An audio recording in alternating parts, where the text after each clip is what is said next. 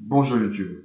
Aujourd'hui, après le petit témoignage très poignant de Zaki, aujourd'hui nous allons voir une personne dont une personne de sa famille a été atteinte d'un handicap durant son enfance et que depuis ce jour, elle a décidé de œuvrer pour les droits des personnes handicapées. Témoignage très poignant et très parlant. Je vous laisse profiter de ça et je vous dis à tout à l'heure pour la fin de cette vidéo. Allez, c'est parti.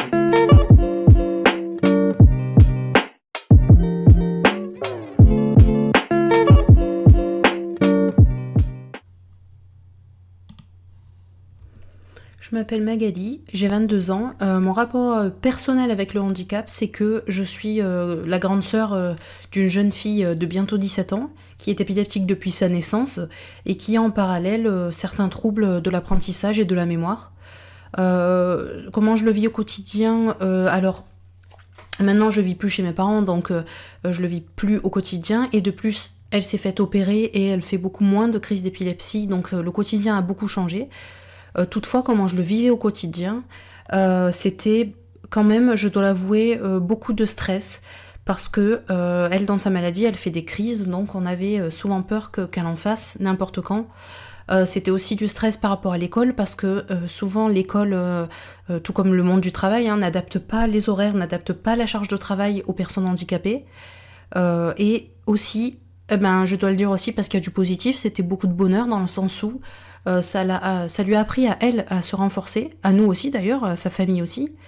L'entourage est devenu plus fort suite à la vie quotidienne avec cette maladie, parce que ça nous apprend à voir les choses différemment. Et puis dès qu'il y a un petit truc positif, on le prend avec plaisir. C'est aussi ça le quotidien, c'est important de le soulever. Après, ce qui était le plus dur à gérer en tant que proche de personnes handicapées, c'était voilà les crises d'épilepsie, parce qu'en soi elle faisait des crises généralisées, elle tombait, elle se cognait parfois, et il faut apprendre à être très calme, à avoir une réaction, à garder son sang-froid en fait, tout simplement, vérifier s'il n'y a pas de blessure, attendre que la crise passe. Et sinon, du point de vue du handicap, ce qui était plus dur à gérer aussi, c'est l'école et l'administration, parce qu'on avait envie de s'énerver contre eux, on avait envie, quand les horaires n'étaient pas adaptés, quand elles n'avaient pas le temps de terminer un contrôle et qu'elles se prenaient un zéro, on avait envie de crier, on avait envie de tout casser, mais en fait, il ne faut pas faire ça, parce que c'est pas la solution et parce que ça braque encore plus l'administration. Donc je pense que voilà, l'aspect médical combiné à cet aspect-là de l'école et de la charge de travail, c'était ce qui était sans doute, pour moi en tout cas, le plus dur à gérer.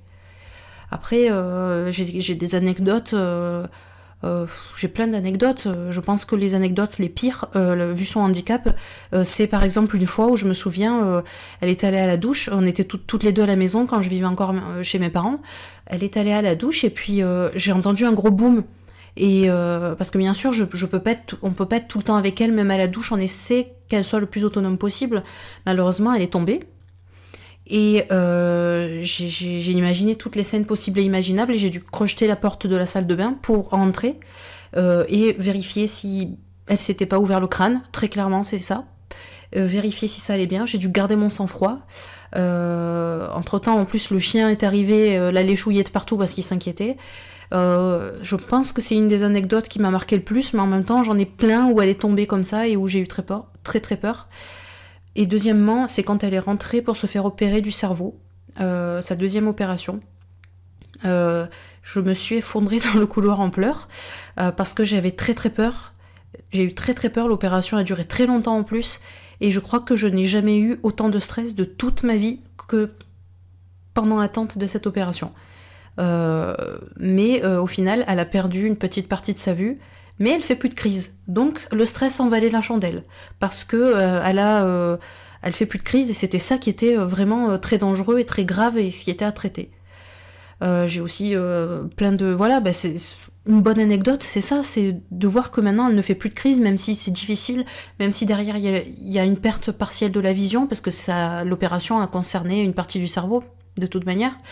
Je crois que le meilleur, c'est de la voir vivre sa vie d'adolescente comme tout le monde, et en dépit des difficultés qu'elle a encore parfois, parce que ça s'envole pas comme ça, mais je crois que c'est vraiment ça le meilleur aussi.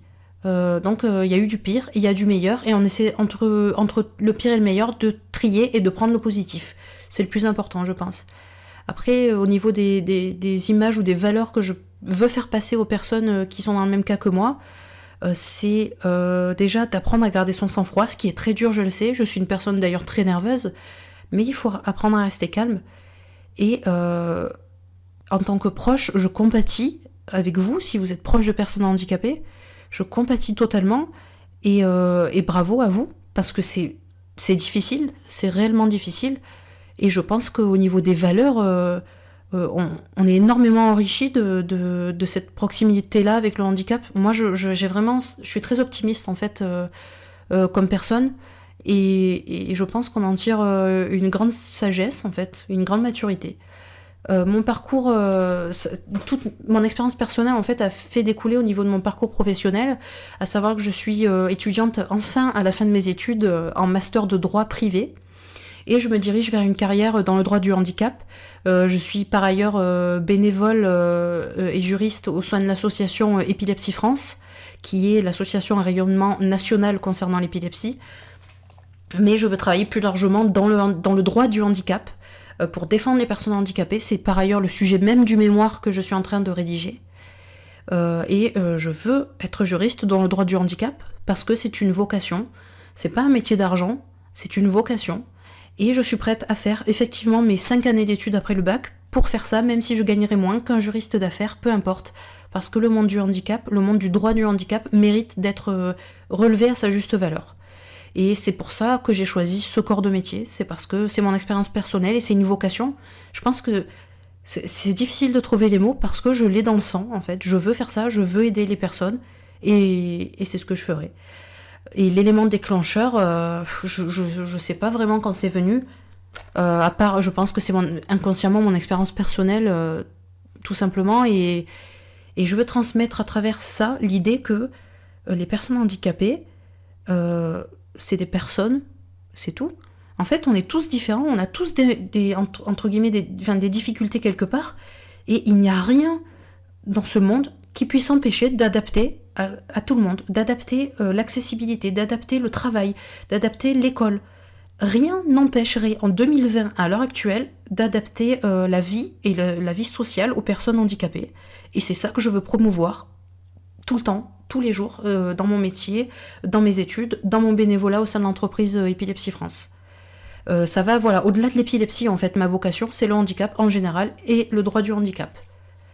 Et c'est ceux qui veulent faire mon métier entre guillemets, ce vers quoi je me dirige, je les encourage à le faire, parce que il faut des personnes qui travaillent dans le droit du handicap, ou dans le handicap en général, pas que le droit.